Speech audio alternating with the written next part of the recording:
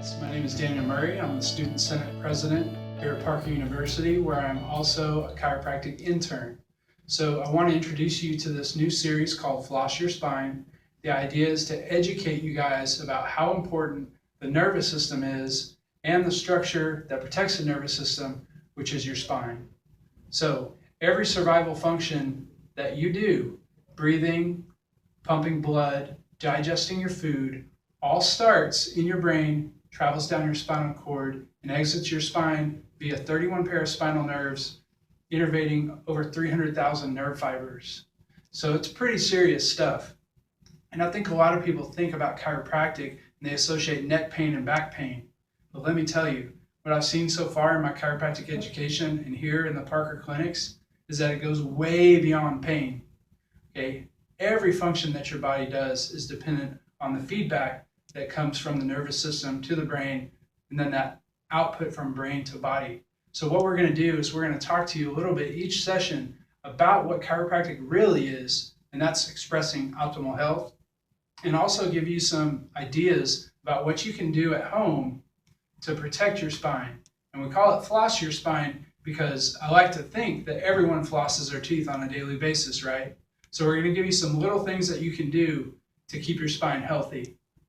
Hi, my name is Kayla Moulton, and as Daniel Murray said, we're going to talk to you about your nervous system today, as it is the first system in the body that develops when your sperm and egg unite. And it's the system that controls all the other systems in the body. And one of the most important parts of the nervous system is called your vestibular system. What this does is it keeps us balanced with the horizon, and it's a direct input through our eyes. So it's, as we develop as infants, it's actually one of the first parts of the nervous system that really comes alive. And as an infant, one of the first things we do to develop this nervous system, or the vestibular system, is learning to track with our eyes. When you lay a newborn baby down on the ground for it to start learning how to move, the first things that it does is it turns its head. But if you notice, what a newborn does that a lot of adults don't do anymore, because we are disconnected from our vestibular systems as adults, is we don't lead with our eyes. So one real easy thing that you can do to retrain your vestibular system, or if you already have a great vestibular system, to really just kind of give it a kick in the pants, is to start learning to move with your eyes first. So a couple things that you can do is when you're sitting at a stoplight, what you can do is you can do a series of head turns, but lead with your eyes first. So I'm sitting at my wheel. What I'm going to do is I'm going to look with my eyes first, and then just turn my neck, not my body, turn my neck as far as I can, then lead with my eyes the other way, and turn the other. Awesome. So guys, I want you to floss your spine at home by doing some of those exercises. But of course, the best way to make sure that everything is moving properly is to get checked by a chiropractor for vertebral subluxation. I know a lot of people are a little bit nervous about getting adjusted, so I want to put your mind at ease by showing you how simple and how light an adjustment can actually be. So I'm not going to adjust Kale today because of course we would have to go through all the proper exam before I would adjust, but I'm going to show you a setup, just give you an idea about what a low force technique could look like. So if you go ahead. All right. So what the chiropractor is going to do is going to feel your spine to find any bones that are out of place, and that's called a subluxation.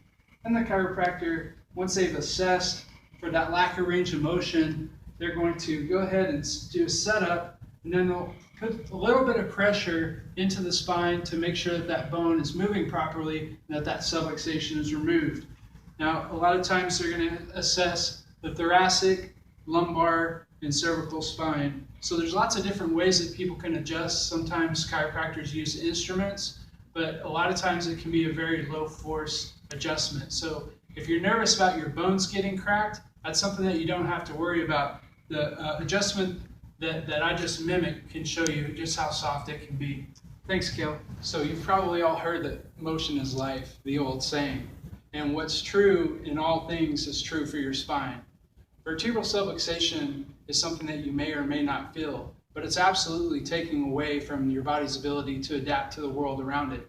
So you don't have to come see me here in Parker Clinics. there's a great chiropractor right down the street from you in your neighborhood. So my call to action today is to go and get checked to make sure that you're not walking around with subluxation.